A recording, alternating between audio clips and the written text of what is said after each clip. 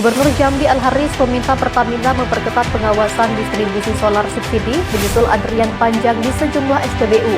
Selain memicu kemacetan di badan jalan, kondisi ini juga dinilai berpotensi mengganggu ketertiban umum dan juga akses masyarakat untuk mendapatkan BBM.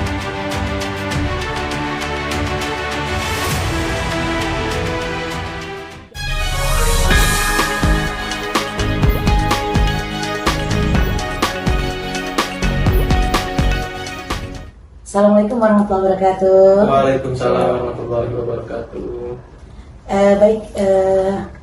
Pada hari ini alhamdulillah kita dapat kembali berjumpa dan hari ini kita ingin membahas nih, ada kondisi yang sedang heboh-hebohnya saat ini di Jambi terutama, ada kelangkaan BBM yang kita lihat antrian panjang sekali. Ini mungkin tidak hanya berdampak pada mungkin yang menggunakan transportasi seperti perusahaan atau pedagang atau yang lain gitu. Mungkin juga akan berpengaruh ke hal-hal yang lain gitu. Saat ini sudah hadir narasumber yang akan membahas ada apa sih dengan kelangkaan BBM ini. Hadir kita ada 2 orang narasumber. Kami persilakan untuk memperkenalkan diri. Oke. Saya dulu ya, Bu ya. Silakan. Assalamualaikum warahmatullahi wabarakatuh. Terima kasih. Izin memperkenalkan diri. Nama saya Ari Ridho Fadila. Saya sebagai Kasih Pengembangan Perdagangan Luar Negeri di Sprinda Provinsi Jambi.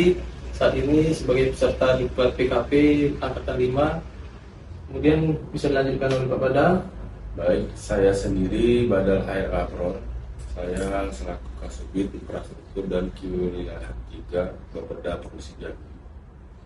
Kami berdua diundang untuk menjadi narasumber terkait dengan bagaimana fenomena kelangkaan BBM di Provinsi Jambi ini.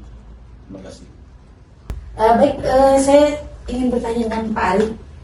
Ini apa sih penyebabnya Pak Ari kelangkaan BBM yang terjadi saat ini? Apa karena kondisi persediaannya yang kurang atau kebutuhan masyarakat memang jauh meningkat atau bagaimana? Jadi terkait kelangkaan minyak ini di Jambi khususnya itu adalah solar, karena ini merupakan salah satu bahan bakar yang bersubsidi. Ini tentunya berdampak kepada aktivitas masyarakat, terutama antrian yang sangat panjang, mengganggu jalan, kemudian dan berdampak juga dengan masyarakat yang memiliki kendaraan pribadi. Tentunya untuk mendapatkan minyak ini harus mengantri panjang, kemudian juga kita harus melihat dari sisi apakah memang stok bahan bakar ini sendiri yang memang terbatas. Oke, itu dulu. Oke, baik. Mungkin selain dari itu tadi Pak Arya, kita mungkin agak bergeser, mungkin membahas ini. Kalau keadaan ini kita lihat dari perspektif mungkin etika, integritas atau bela negara dan kepemimpinan dari Pancasila. Mungkin menurut Pak Badal, mungkin kalau sisi etika dan integritas itu bagaimana sih kejadian ini gitu? Ini sangat menarik sekali untuk kita bahas mengenai kelangkaan BBM bersubsidi, terutama solar. Berkaitan dengan etika dan integritas, mungkin saya bahas dulu mengenai etika, bagaimana keterkaitannya dengan kelangkaan ini. Etika ini sebenarnya hal yang sangat sederhana, yaitu bagaimana kita melakukan hal yang benar, yang tidak merugikan orang lain. Misalnya begini, kalau ada orang yang ingin membeli solar bersubsidi secara berlebihan atau menyalahgunakannya untuk mencari keuntungan, tentu itu tidak sesuai dengan nilai etika. Hal ini yang perlu kita jaga sehingga tidak ada lagi antrian-antrian panjang, dan sebenarnya itulah penyebab dari kelangkaan bahan bakar bersubsidi ini, terutama solar. Lalu begitu juga petugas yang melayani penyaluran solar tersebut, mereka juga harus bekerja dengan jujur dan adil tanpa membeda-bedakan masyarakat. Karena pada umumnya masyarakat, kemudian petugas, kemudian termasuk juga pengambil kebijakan dalam hal ini pemerintah, sama semuanya. memiliki hak ataupun kewajiban untuk mendirikan atau menegakkan yang namanya etika dan integritas tadi. Lalu integritas seperti apa? Artinya integritas di sini berarti kita tetap harus bersikap jujur dan menjalankan aturan walaupun tidak ada yang mengawasi. Kalau semua pihak yang memiliki integritas, mulai dari pemerintah yang saya sebutkan tadi, ya petugas PBU, masyarakat, artinya penyuluran solar ini tentu akan lebih tertib dan tepat sasaran. Mungkin seperti itu dulu, Bu Zawa. Iya, itulah mungkin yang memang harus kita lihat ya, fenomena yang ada di masyarakat. Jadi memang secara etika mungkin ya itu tadi, selain bagaimana sih mengatur antrian yang panjang ini biar tidak mengganggu di seputaran tempat SPBU itu gitu.